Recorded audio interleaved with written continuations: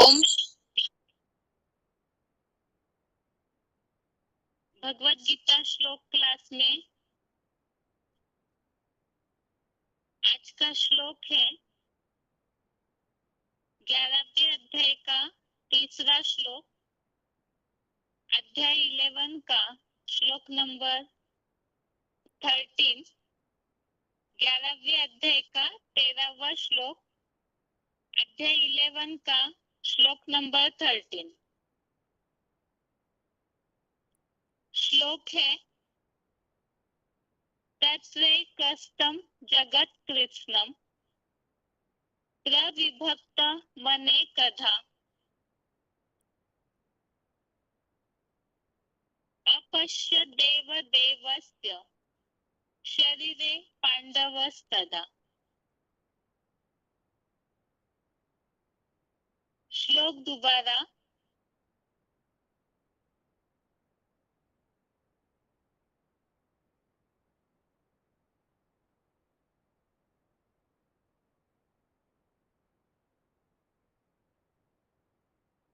ओम शांति।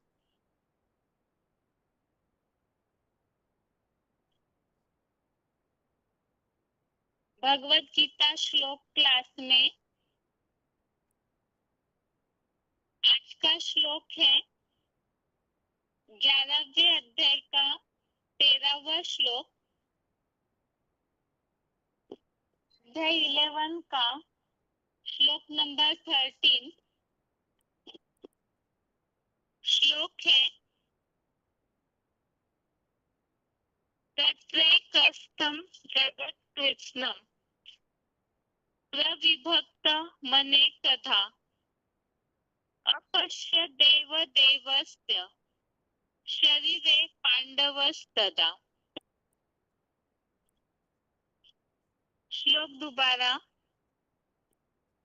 तत्रैकस्थं जगत् कृत्स्नं प्रविभक्त मनेकधा अपश्य देवदेवस्य शरीरे पांडवस्तदा।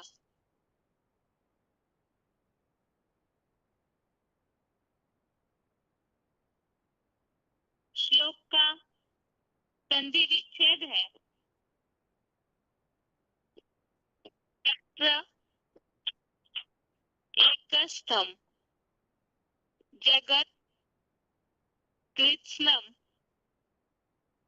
प्रविभक्तम् अनेकधा अपश्यत् देवदेवस्य शरीरे पांडवः तदा। श्लोक का संधि विच्छेद दोबारा। तत्र एकस्थं जगत् कृत्स्नं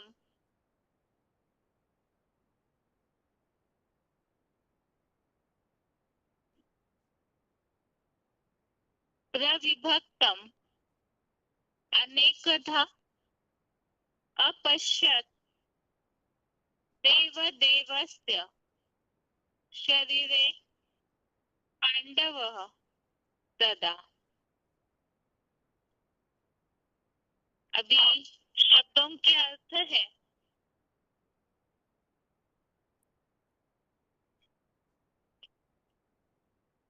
तदा अर्थात तब, पांडवः अर्थात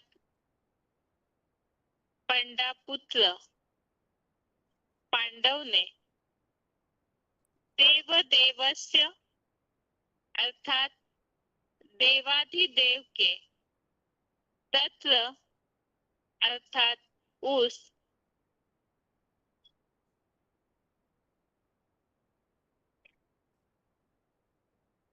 शरीरे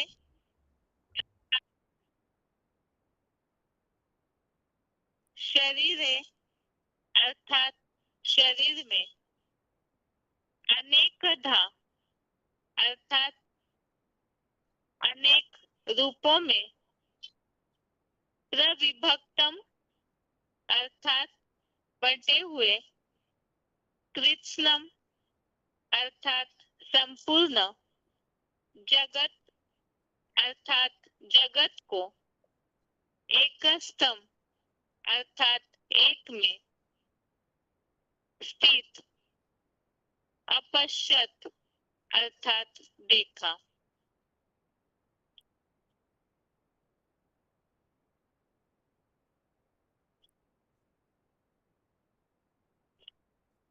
शब्दों के अर्थ दोबारा,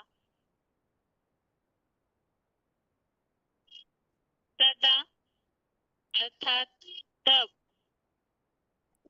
वह अर्थात पंडपुत्र पांडव ने, देव देवस्य अर्थात देवाधिदेव के, तत्र अर्थात उस, शरीरे अर्थात शरीर में, अनेकधा अर्थात अनेक रूपों के,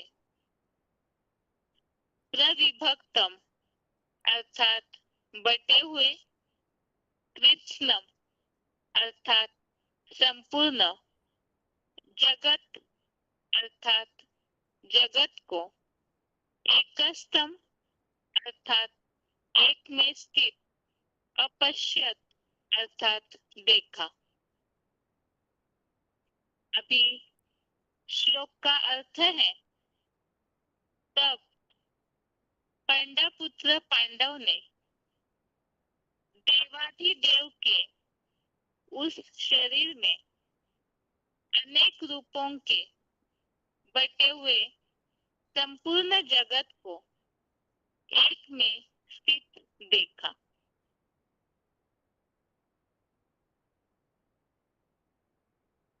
तो जैसे कि हम विराट रूप का वर्णन समझ रहे हैं पिछले कुछ श्लोकों से, अर्जुन के कहने पर भगवान अर्जुन को परम ऐश्वर्यवान ऐसा विभूति रूप दिखाने लगे, जो कि ज्ञान नेत्र से ये विश्व रूप या विराट रूप देखने की बात भगवान ने अर्जुन को बताई कि उस दिव्य नेत्र से ही भगवान का वो विराट रूप देख सकते हैं। उसमें विराट रूप दर्शन में अर्जुन को अनेक मुख, अनेक नेत्र वाले, अनेक दिव्य गुणों के आभूषण वाला ऐसा पंचानन परम ब्रह्म का, जो दिव्य गुणों से सुगंध से लिंपायमान अनेक मालाएं, जैसे रुद्रमाला, विजय माला का धारण किए हुए कंचन काया रूपी वस्त्र के धारण करता, ऐसे पंचानन परम ब्रह्म के विराट रूप को देखा। और वो ऐसा रूप है जिसमें हजारों सूर्यों की कांति, अर्थात वास्तव में जब ये संपन्न रूप बन जाएगा पंचानन परम ब्रह्म का, तो इस तरह से ज्ञान की तीखी रोशनी उनमें समाई हुई होगी।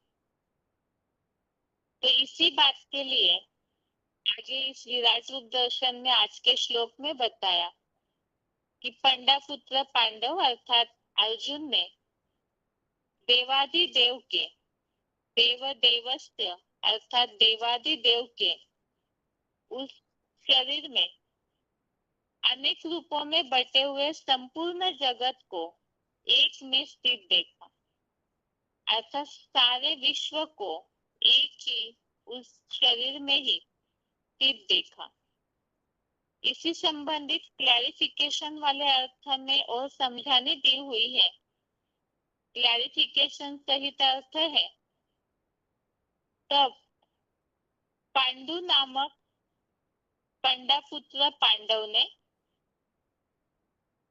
संसार बीज देवाधिदेव के उस विराट शरीर में अनेक रूपों के दाई बाई और के विधर्मियों प्लस स्वदेशियों में बटे हुए संपूर्ण 7 अरब के जगत रूपी अश्वत्थ सृष्टि वृक्ष को एक सृष्टि बीज आदिदेव में समूचा स्थित देखा।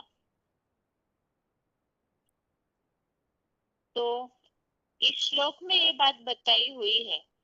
वास्तव में विराट रूप किसके द्वारा प्रत्यक्ष होता है, तो इस संबंधित तो हमने शुरू से बातें समझी है। एक तो पंचानन परम ब्रह्म, वही सृष्टि बीज महादेव आदिदेव है, तो उनके उस शरीर में ही ये विराट रूप जो है वो प्रत्यक्ष होता है।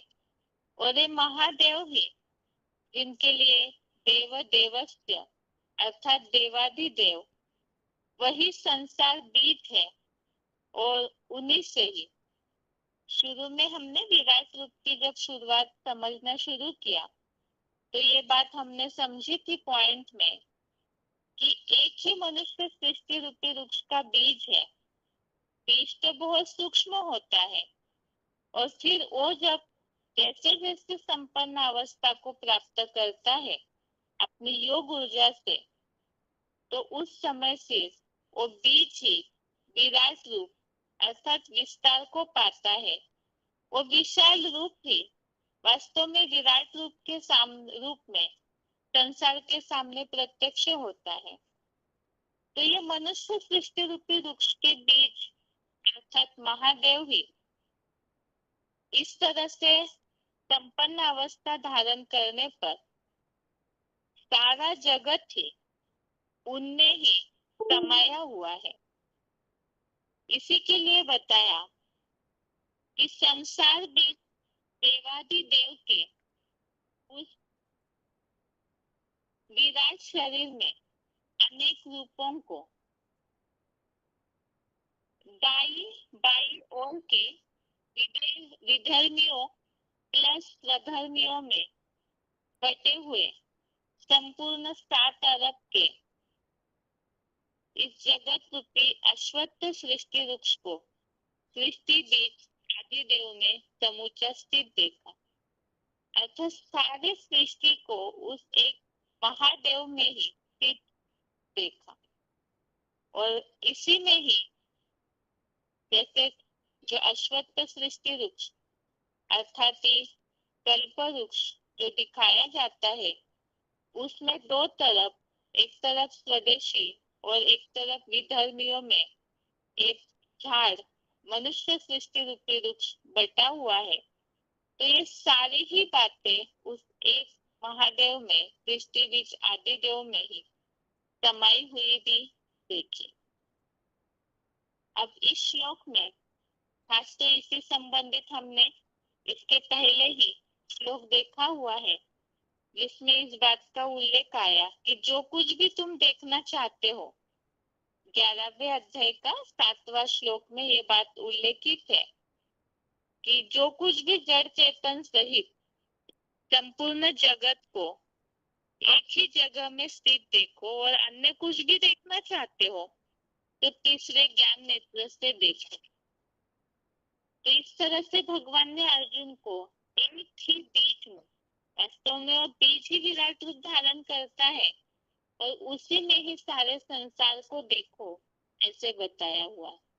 तो बीज में वृक्ष समाया हुआ है। इसी प्रसंग में विराट रूप की बात भी यहाँ बताई हुई है। तो जैसे 11वें अध्याय के 7वें श्लोक में उल्लेख आया हुआ है, इसी तरह से इसी श्लोक से मिलता जुलता उल्लेख और भी श्लोकों में है। तो रेफरेंस श्लोक के तौर पर उन श्लोकों को देखते हैं। इसमें पहला श्लोक तो हमने समझा, 11वें अध्याय के 7वें श्लोक में इस बात का उल्लेख है कि जो कुछ भी देखना चाहते हो जड़ चेतन सहित इस वट वृक्ष में, वट वृक्ष अश्वत्थ वृक्ष इसी का चैतन्य स्वरूप महादेव जो मनुष्य सृष्टि के बीच है, तो उनमें ही जड़ चेतन सहित सब कुछ समाया हुआ है। इसी तरह 13वें अध्याय का 30वां अध्याय 13 का श्लोक नंबर 30 है। तो इस श्लोक में भी ये बात बताई है कि जब प्राणियों की आकृति में भिन्नता को सृष्टि के एक तन में उपस्थित विराट पुरुष को देखता है, और उससे ही सृष्टि के अनेक धर्मों के विस्तार को जानता है, तब उसे परम ब्रह्मा की प्राप्ति होती है। तो 13वें अध्याय में तो इस बात को बताया है कि एक में ही इन सबको, जो भी सृष्टि में समाया हुआ है, वो सारी बातें इस मानवीय बीज में ही यदि कोई देखता है ज्ञान नेत्र से, तो उन्हें फिर परम ब्रह्मा की प्राप्ति होती है। तो यहाँ तो ये बात इस हिसाब से उल्लेखित है कि जो कुछ भी देखना है वो सारा ही एक सृष्टि बीज में ही हम देख सकते हैं। अभी अगला रेफरेंस श्लोक है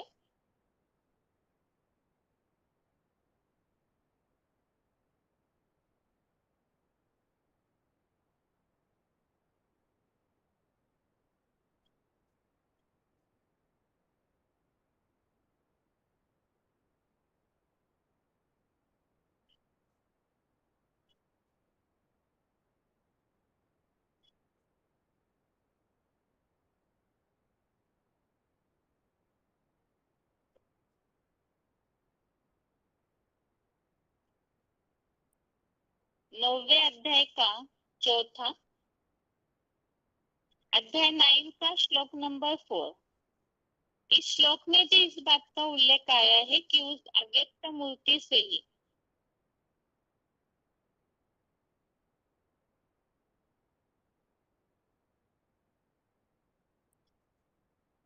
अव्यक्त मूर्ति से ही ये जो जगत है वो मानव बीज बाप से ही वृक्ष जैसा विस्तृत हुआ है। तो इस बात का 9वें अध्याय के चौथे श्लोक में उल्लेख है कि मनुष्य सृष्टि के बीच महादेव से ही ये सृष्टि वृक्ष विस्तृत हुआ है। अभी इससे अगला श्लोक है 8वें अध्याय का 22, अध्याय 8 का श्लोक नंबर 22। इस श्लोक में उल्लेख है कि परमात्मा अव्यभिचारी याद द्वारा प्राप्त है। तो उनकी प्राप्ति की बात के लिए इसी श्लोक में बताया है, जिस जगत पिता में सृष्टि से रुद्राक्ष गण प्राणी स्थित है और जिस सृष्टि वृक्ष के बीच मानवीय बाप से ये सारा सृष्टि वृक्ष विस्तृत हुआ है। तो बीज से ही ये सारा सृष्टि वृक्ष विस्तृत हुआ है, इस बात का उल्लेख इस श्लोक में भी आया हुआ है, जो हमने पहले श्लोक में ही समझा कि वास्तव में जो आज का श्लोक है उसमें यही बात बताई है। विराट रूप तभी प्रत्यक्ष होता है जब उस बीज से वो बीज जब संपन्न अवस्था को पाता है, तो सारी सृष्टि उनमें तो समाई हुई है और वही फिर देखने वालों को वो विराट रूप के रूप में, विराट पुरुष के रूप में वो सारी सृष्टि दिखने में आती है। अभी अगला श्लोक है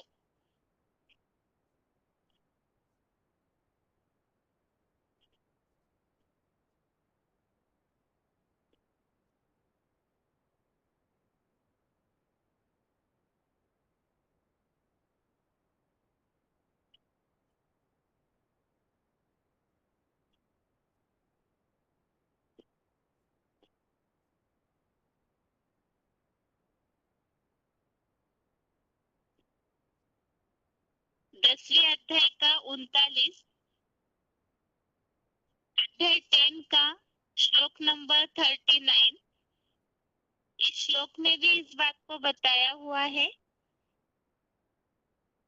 सब प्राणी मात्र का जो कुछ भी अनादि बीज रूप है वह मैं हूँ, और वैसा एक भी चराचर प्राणी संसार में नहीं है जो मानव बीज योगीश्वर सनत कुमार जगन्नाथ विश्वनाथ से रहित हो। तो इस बीच में ही सारा वृक्ष समाया हुआ है।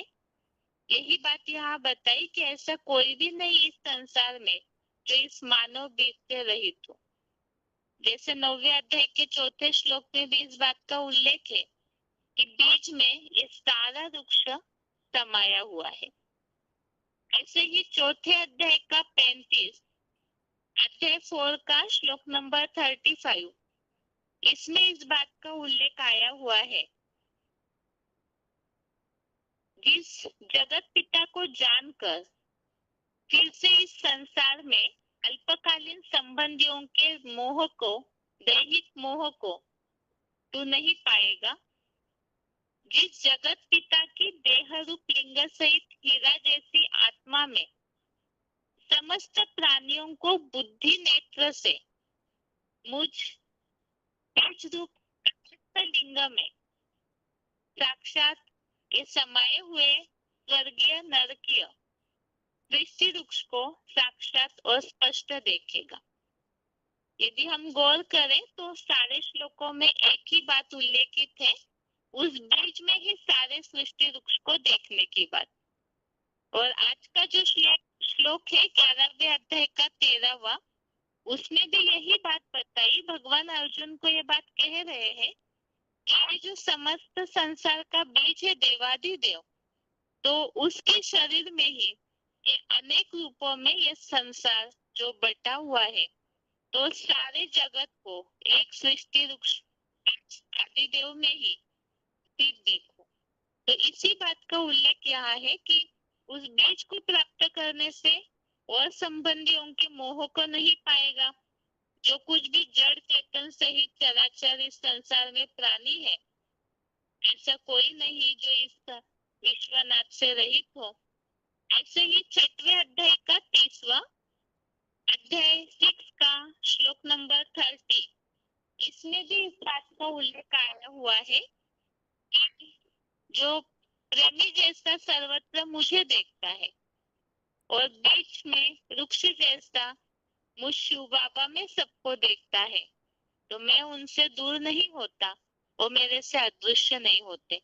अर्थात सारे संसार में बुद्धि लगाने की आवश्यकता नहीं है, बल्कि एक बीज में ही सब कुछ समाया हुआ है।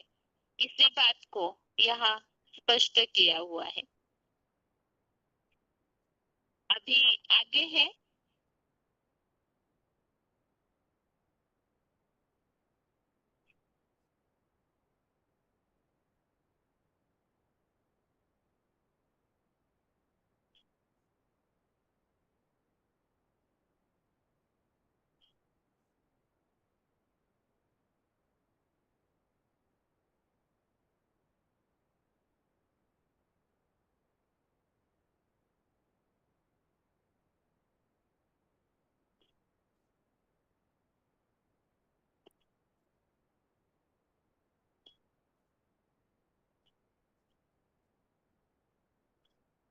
ये श्लोक संबंधित बातों को हमने समझा।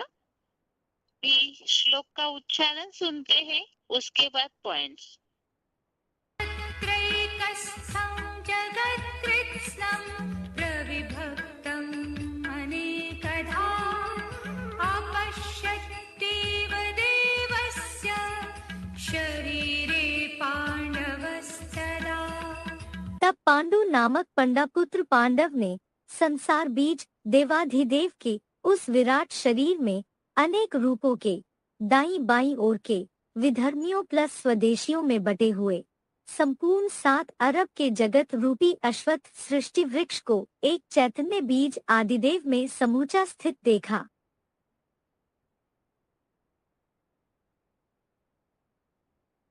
त्रैकस्थं जगत्कृत्स्नं प्रविभक्तम् अनेकधा अपश्यद्देव देवस्य शरीरे पाण्डवस्तदा। तब पांडु नामक पंडापुत्र पांडव ने संसार बीज देवाधिदेव के उस विराट शरीर में अनेक रूपों के दाईं बाईं ओर के विधर्मियों प्लस स्वदेशियों में बटे हुए संपूर्ण 7 अरब के जगत रूपी अश्वत्थ सृष्टि वृक्ष को एक चैतन्य बीज आदिदेव में समूचा स्थित देखा।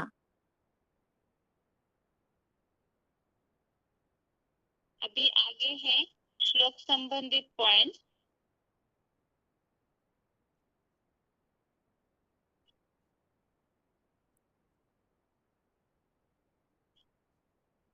VCD number 299, VCD number 299 15 minute 15 minutes के बाद से लिया हुआ पॉइंट थे। संसार बीज देवाधिदेव। इसलिए भारत की परंपरा में एक ही देवता ऐसा गाया हुआ है जिसका नाम शिव के साथ जोड़ा जाता है।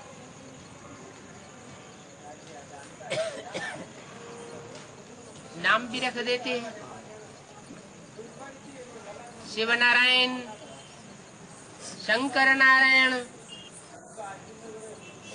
शिव शंकर। तो वो शिव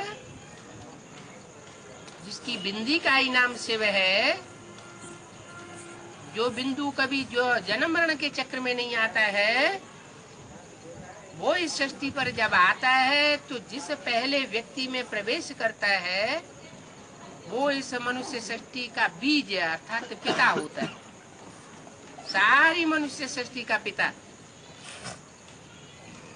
माने 500-700 करोड़ की जो भी प्रजा है सब का पिता प्रजापिता। उस प्रजापिता में प्रवेश करके वो उसको बड़े से बड़ा देवता बनाता है।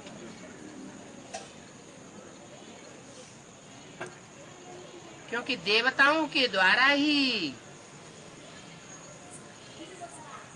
सृष्टि में सुख शांति स्थापन हो सकती है। और जो बड़े से बड़ा देवता बनता है वो ही फिर शिव के सहयोग से सारी सृष्टि को देवता बनाता है। देवता ही सृष्टि बनाता है। जैसे वकील वकील बनाता है, इंजीनियर इंजीनियर बनाता है, डॉक्टर डॉक्टर बनाता है।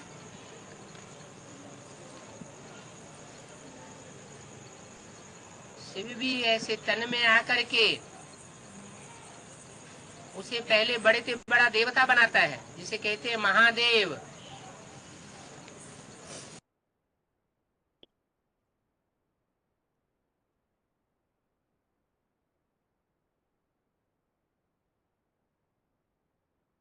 आगे है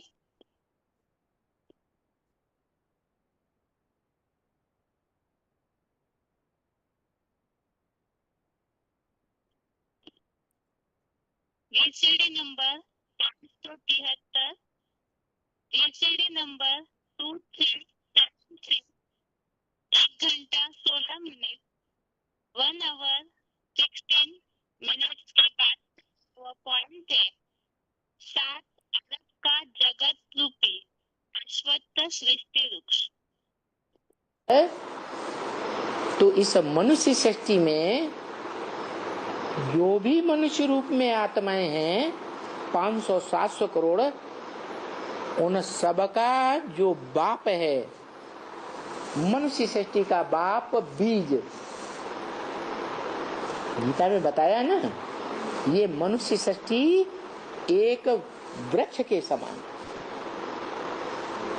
नाम दिया अश्वत्थ वृक्ष।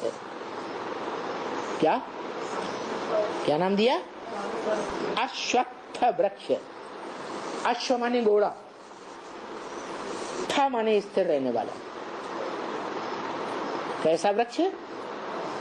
जो मन रूपी घोड़ा जहां स्थिर किया गया,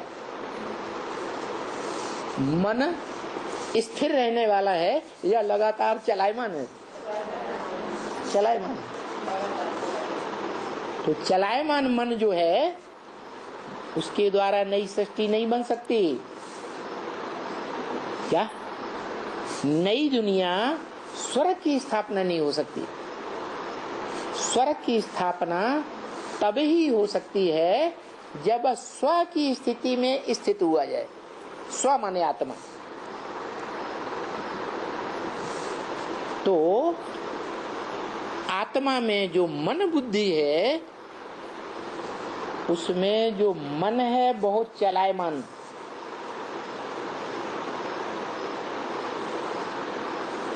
उस मन को आत्मिक बिंदु उसमें स्थिर कर देना।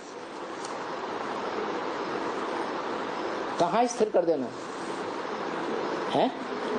इंद्रियों में स्थिर कर देना या आत्मा में स्थिर कर देना?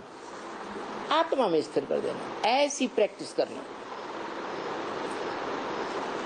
तो जिसने ये प्रैक्टिस पक्की की 100%, उस बीज का नाम और उस बीज से पैदा होने वाला जो वृक्ष है उसका नाम रखा गया अश्वत्थ वृक्ष।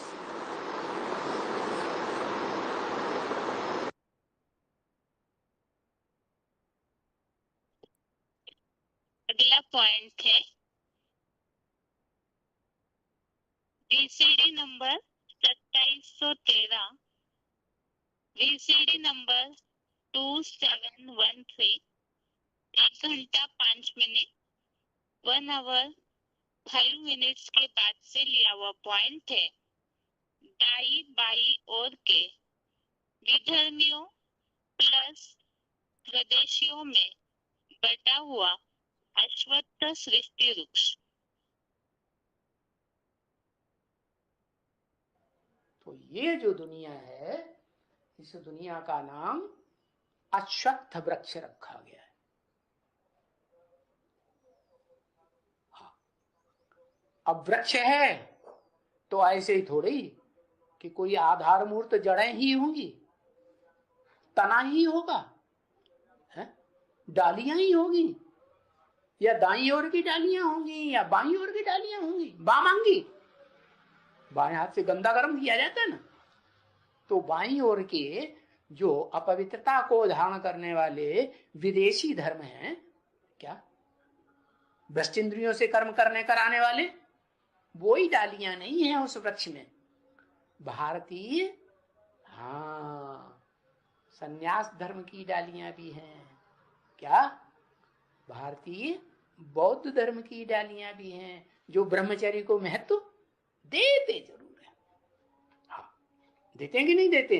हाँ, तो ऐसे धर्म जो भारतीय हैं, विदेशी हैं, वो धर्म की डालियां इस अश्वत्थ वृक्ष में लटकती हुई दिखाई जाती है।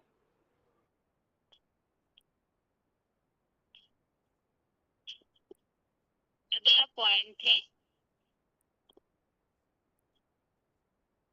वार्तालाप number 327, discussion number 327, 33 minute 33 minutes के बाद से लिया हुआ पॉइंट है सृष्टि बीज आदिदेव।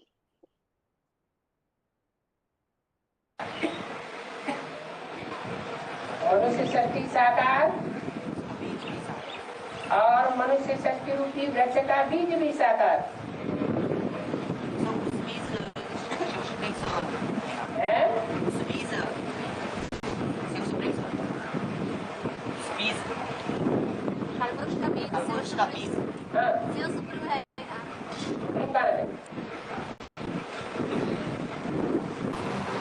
कल्प वृक्ष जो मनुष्य षष्टि रूपी कल्प वृक्ष है उसका बीज है, या आत्माओं का जो वृक्ष है उसका बीज है? मनुष्य षष्टि का बीज है। अगर वृक्ष साकार होगा तो बीज भी साकार होगा, और अगर आत्माओं का जो वृक्ष है वो निराकार है तो उसका बीज भी निराकार होगा।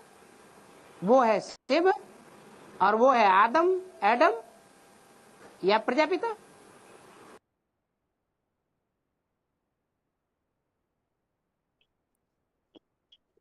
अगला पॉइंट है VCD number 2403, VCD number 2403, 45 minute 43 minute का लिया हुआ पॉइंट है जगत एक सृष्टि बीज में स्थित।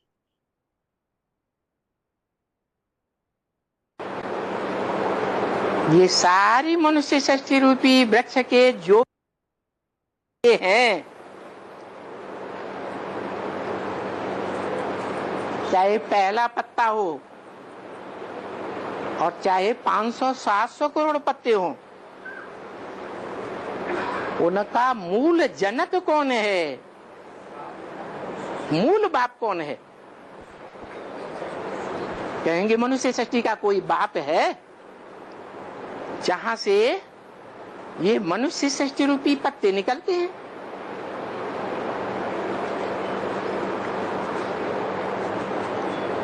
तो देखो,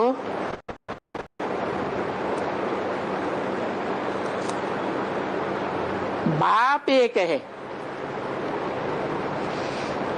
और उसका छोटा या बड़ा परिवार होता है, उस परिवार में रचनाएं अनेक हैं,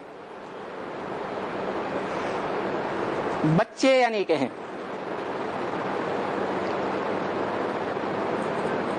रचयिता एक है। तो जो रचयिता एक है, उस एक रचयिता से ही, एक बाप से ही सारी सृष्टि का जन्म होना चाहिए या नहीं होना चाहिए? तब ही कहा जाएगा वसुधैव कुटुंबकम। सृष्टि का आदिकाल में एक ही था, मनुष्य सृष्टि का बाप, और उसी से सारी सृष्टि विस्तार को पाई है।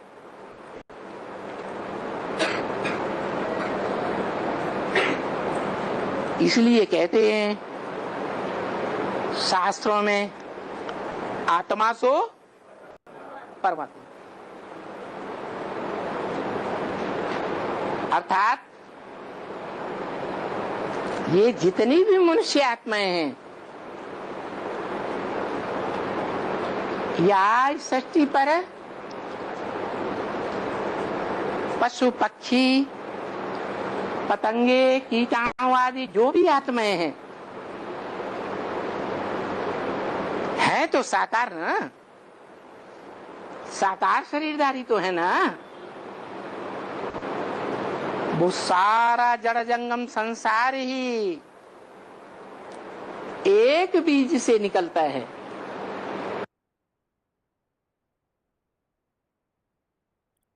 ये जो पॉइंट हमने सुना, नेटवर्क कट हो रहा था, इसीलिए ये VCD नंबर है 2403, VCD नंबर 2403, 43 मिनट 45 मिनट के बाद से लिया हुआ ये पॉइंट हमने समझा। अभी 7 अरब का जगत एक सृष्टि बीच में स्थित है। तो इस श्लोक संबंधित पॉइंट्स हमने समझे। खास तो विराट रूप जो है वो भक्ति मार्ग में जैसे समझा जाता है कि अलग से कोई ऐसी 1000 भुजाएं होगी, अलग से कोई ऐसे मुख, अनेक नेत्र होंगे, तो वो बात नहीं है। बल्कि जो मनुष्य सृष्टि रूपी वृक्ष का बीज है महादेव, जिनसे ये सारा संसार विस्तार को पाता है, तो उन्हीं में ही जब वो संपन्न अवस्था को जैसे जैसे पहुंचता है, तो उस बीज में ही ये सारा संसार समाया हुआ है। और किस तरह से? तो सबसे प्रथम तो अश्वत्थ सृष्टि वृक्ष का बीज कैसे बनता है? तो पहले अपने मन रूपी घोड़े को स्थिर करते हैं। जो अव्यक्त मूर्तिना के श्लोक में भी हमने इस बात को समझा है कि ऐसी बीज रूप की जो आत्मा बना लेती है, और उस आधार से फिर उस बीज में ही ये सारा संसार समाया हुआ है। और वो बीज ही आदम, एडम, आदिदेव, महादेव है। ये तो आज के 11वें अध्याय के 13वें श्लोक संबंधित बातें हमने समझी, जो भगवान ने अर्जुन से कहा है कि इस विराट शरीर में ही एक प्रकार के जो भी स्वदेशी और विधर्मियों को सब कुछ, एक संपूर्ण जगत को एक ही जगह पे स्थित देखो। ये तो आज के श्लोक का अर्थ हुआ। अभी रिवीजन है। और रिवीजन के लिए श्लोक नंबर है 9वें अध्याय का 6वां, अध्याय 9 का श्लोक नंबर 6।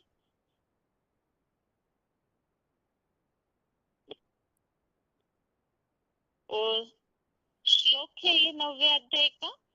9वें अध्याय में हम बातें समझ रहे थे, जैसे कि भगवान ने अर्जुन से ये बात कही है कि जो भी धर्म में अश्रद्धालु है वो लोग मुझको न पाकर फिर मृत्यु लोकीय मार्ग में लौट जाते हैं, अर्थात नरक में जाते हैं।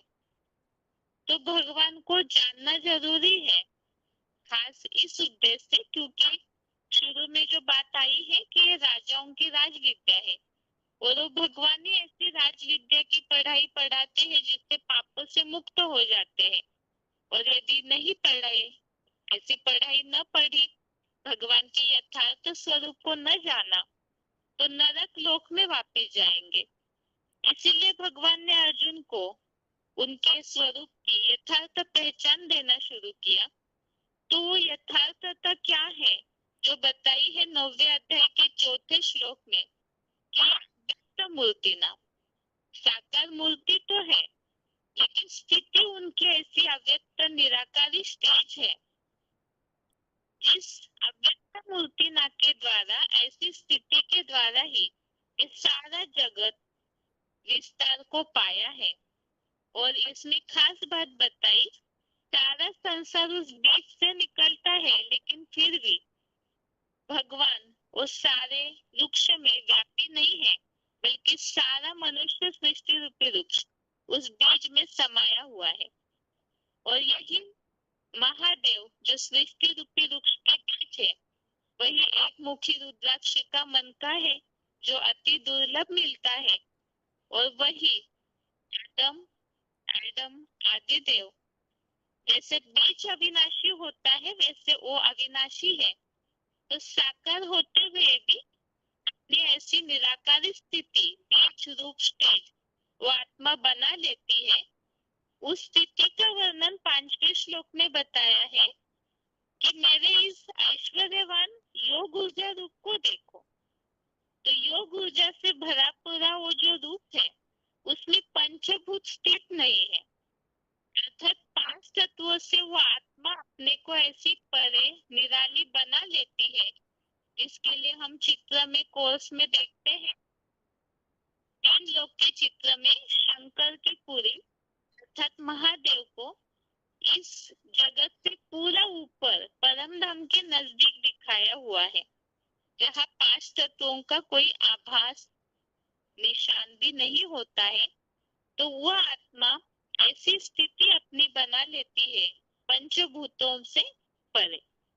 और इसी स्थिति के आधार से इस जगत को किस तरह से विस्तार किया जाता है, इसी बात को इस श्लोक में और स्पष्ट किया है कि ये जो अव्यक्त मूर्ति है वो योग की खुराक से साकारी प्राणियों को पैदा करने वाली और अर्थात याद के द्वारा प्राणियों की पैदाइश होती है। जितना जितना याद करेंगे उतना नई नई आत्माएं ज्ञान में आती है। तो उसकी शुरुआत वास्तव में करने वाला महादेव है, जो उनकी याद के आधार से ही सारी सृष्टि विस्तार को पाती है। तो याद की खुराक, योग की खुराक से प्राणियों को पैदा करने की बात 3रे अध्याय के 14वें श्लोक में भी आई है। और वही फिर सच्ची गीता एडवांस ज्ञान के द्वारा प्राणियों का भरण पोषण भी करती है। अर्थात सिर्फ परिवार को बनाने का कार्य ही नहीं, योग की खुराक से प्राणियों की पैदाइश और फिर ज्ञान के द्वारा, गीता ज्ञान के द्वारा वो प्राणियों का भरण पोषण भी वो महादेव की आत्मा अव्यक्त मूर्ति की स्थिति में करती है। अभी इस आज के 9वें अध्याय के 6वें श्लोक में इसके आगे की बात हम समझते हैं। तो 9वें अध्याय का 6वां अध्याय 9 का श्लोक नंबर 6 है, यथाकाश स्थितो नित्यम वायु सर्वत्र गो महान् तथा सर्वाणि भूतानि मत्स्थानि इति उपधारय। श्लोक दोबारा।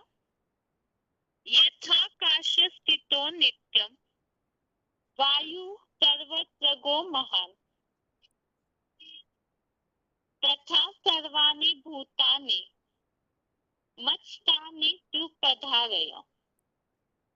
अर्थात इस तरह निरंतर सब और जाने वाला जड़त्वमय अदृश्य महान प्राण वायु देवता परम ब्रह्म आकाश में स्थित है, वैसे ही सभी सत त्रेता के स्वर्गीय प्लस द्वापर कली के नारकीय प्राणी मेरे स्थान लिंग मूर्ति परम आकाश में स्थित है।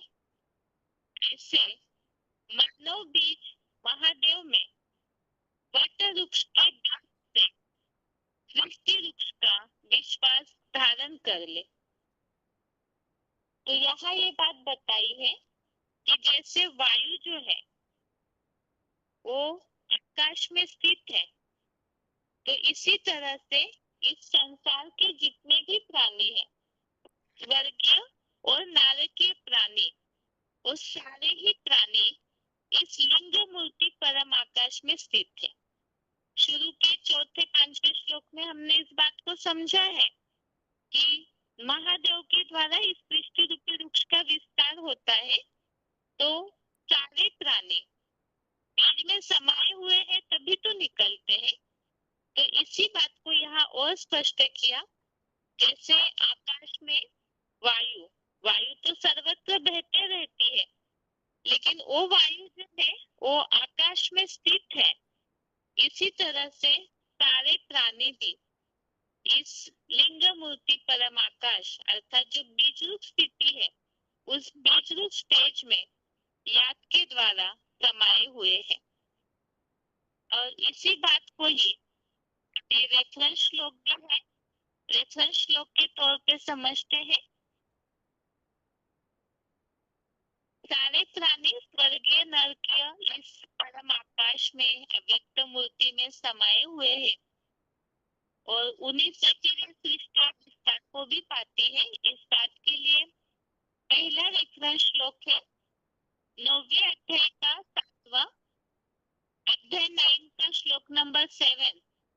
इस श्लोक में ये बात आई है कि कल्पांत में सभी देव दानव पशु पक्षी पेड़ पौधे जड़ जंगम पदार्थ मेरी सारे प्राणी मात्र मेरी उत्कृष्ट रचना परम आकाश रूप परम ब्रह्म ज्योति में समा जाते हैं और कल्प के काल से उन्हें फिर से सृजन के लिए छोड़ता हूँ। इसी तरह अगला रेफरेंस श्लोक के चौथे अध्याय का 39 अध्याय 4 का श्लोक नंबर 39 है।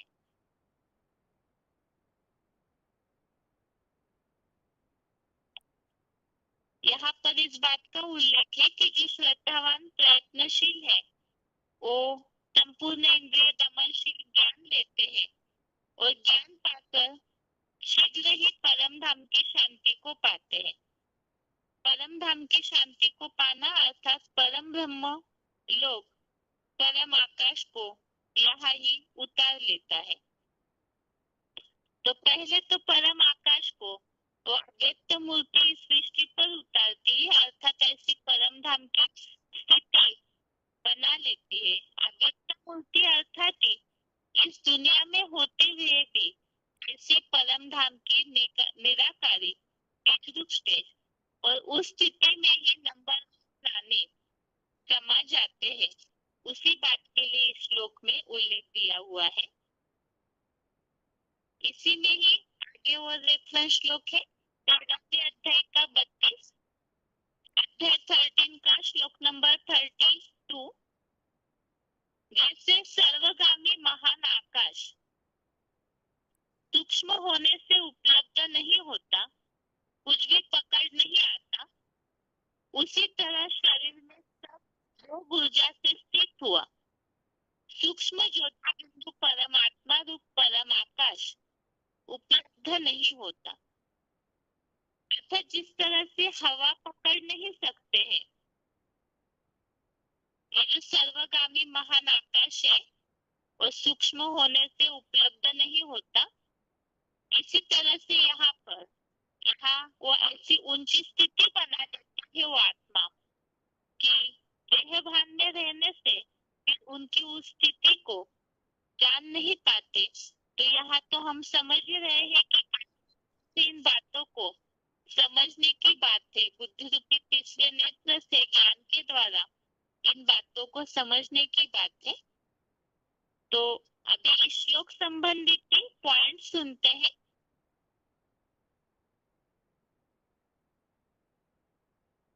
पहला पॉइंट है VCD number 3312, VCD number 3312, 5 minute 22 minutes के बाद से लिया हुआ पॉइंट है। मेरा स्थान लिंग रूप परम आकाश। ये जो परम ब्रह्म है, परमाकाश जिसका नाम दिया ना शास्त्रों में, वो परमाकाश को जिसको जड़ कह दिया, जड़ घर है वो, उस घर में रहने वाला घर वाला कौन है? मुखिया कौन है? वो घर वाला कोई मुखिया है कि नहीं? शिव। हाँ, परम ब्रह्म तो जड़ हो गया ना, उसमें रहने वाला तो चैतन्य होगा ना। हाँ, प्रजापिता परम ब्रह्म क्या बताया? प्रजापिता का नाम क्या बताया? ब्रह्मा, बड़ा अम्मा, बड़े ते बड़ी अम्मा, जिससे बड़ी अम्मा परमाकाश कोई होता ही नहीं। तो वो परम ब्रह्म जो है तो प्रजापिता ही की ही सोल। वो प्रजापिता की सोल जिसकी लिंग रूप में पूजा होती है। पुरुष के लिंग की पूजा होती है कि स्त्री की लिंग की पूजा होती है? पुरुष लिंग की पूजा होती है ना। पुरुष में ही तो शिव भगवान बाप आते हैं ना।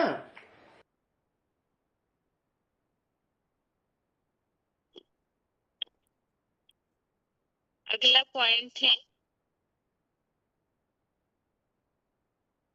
VCD नंबर 2314, VCD नंबर 2314, 2 घंटा 15 मिनट 2 hours 15 minutes के बाद से लिया हुआ पॉइंट है। सत त्रेता के स्वर्गीय प्लस द्वापर कलयुग के नारकीय प्राणी लिंग मूर्ति में स्थित है। मानव बीज महादेव से ही सृष्टि वृक्ष का विश्वास धारण कर ले।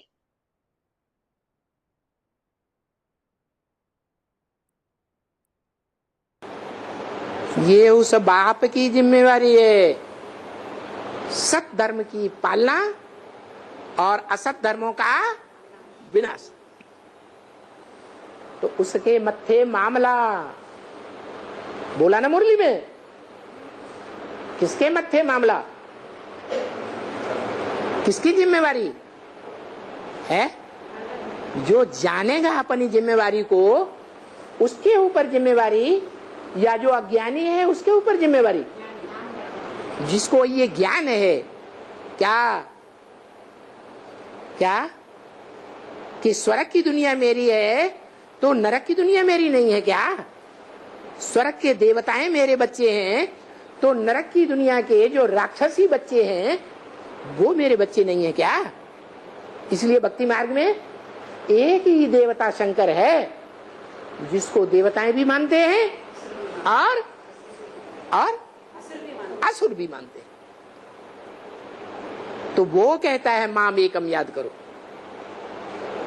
पुरुषार्थी रूप में बात नहीं है, मुझे याद करो, मेरे संपन्न रूप को याद करो। जो संपन्न रूप आत्मिक स्थिति में भी संपन्न है और साकारी स्थिति में भी सबका बाप है। जैसे एक परिवार में परिवारजनों से पूछा जाए तुम्हारा बाप कौन है, तुम किससे पैदा हुए? छोटे बच्चे होंगे तो कहेंगे हमने मां से जन्म लिया। अरे मां जन्मदात्री है? मां में भी बच्चा कहां से आया? अपने आप आ गया? कहीं से आया ना। तो जो बीज बोने वाला है वही बाप है। ऐसे ही इस मनुष्य सृष्टि में मनुष्य सृष्टि का बाप कौन है, जिससे ये सारी मनुष्य सृष्टि निकलती है और महामृत्यु के टाइम पर सारी सृष्टि उसमें समा जाती है। झाड़ के चित्र के ऊपर बैठा हुआ है।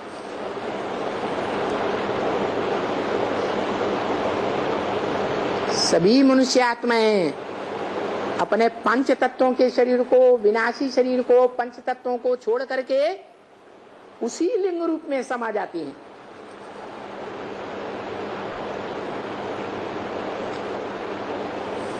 जो विनाश के काल पर आकर्षण करते हुए दिखाया गया, उसी से सारी सृष्टि निकलती है और कल्प के अंत में उसी में सारी सृष्टि समा जाती है।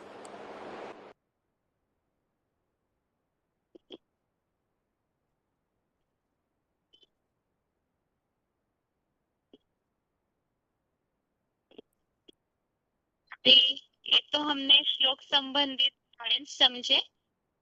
इसमें कार्य यही समझा है कि स्वर्ग की दुनिया मेरी है तो नरक की दुनिया मेरी नहीं है क्या? जैसे बीज में वृक्ष की हर चीज समाई हुई है, तो इस संसार में जितने भी प्राणी हैं, अच्छे बुरे स्वर्गीय नरकीय, तो सारे ही संस्कार उस बीज में समाये हुए हैं और सारे प्राणी भी उस बीज में ही समाये हुए हैं।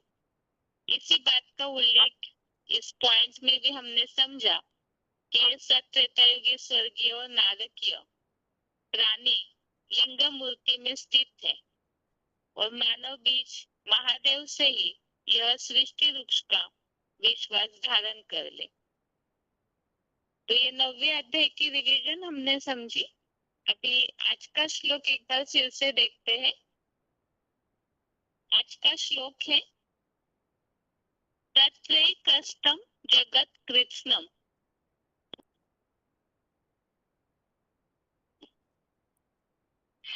तत्रैकस्थं जगत कृत्स्नम् प्रविभक्तं वनेकदा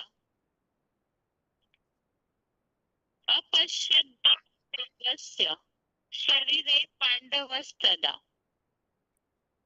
अर्थात तब पांडु नामक पंडापुत्र पांडव ने संसार बीज देवादिदेव के उस विराट शरीर में अनेक रूपों के दाई बाई और के विधर्मियों प्लस स्वदेशियों में बटे हुए संपूर्ण 7 अरब के जगत रूपी अश्वत्थ सृष्टि वृक्ष को एक सृष्टि बीज आदिदेव में समूचा स्थित देखा।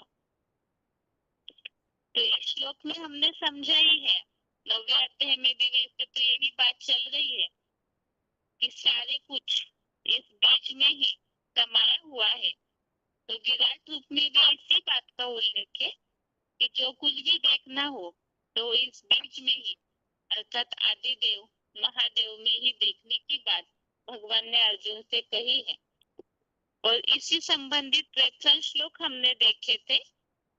11वें अध्याय का 7वां, अध्याय 11 का श्लोक नंबर 7, 13वें अध्याय का 30वां, अध्याय 13 का श्लोक नंबर 30।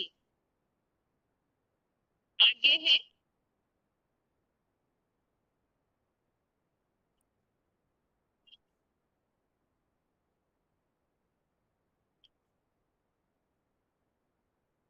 नौवें अध्याय का 4था, अध्याय 9 का श्लोक नंबर 4, 8वें अध्याय का 22, अध्याय 8 का श्लोक नंबर 22। इन श्लोकों में भी इसी बात को हमने समझा कि इस बीज से ही ये वृक्ष विस्तृत होता है, अर्थात जैसे कि सारे प्राणी इस बीज में ही समाये हुए हैं, तो विस्तार को भी पाते हैं। अभी आगे है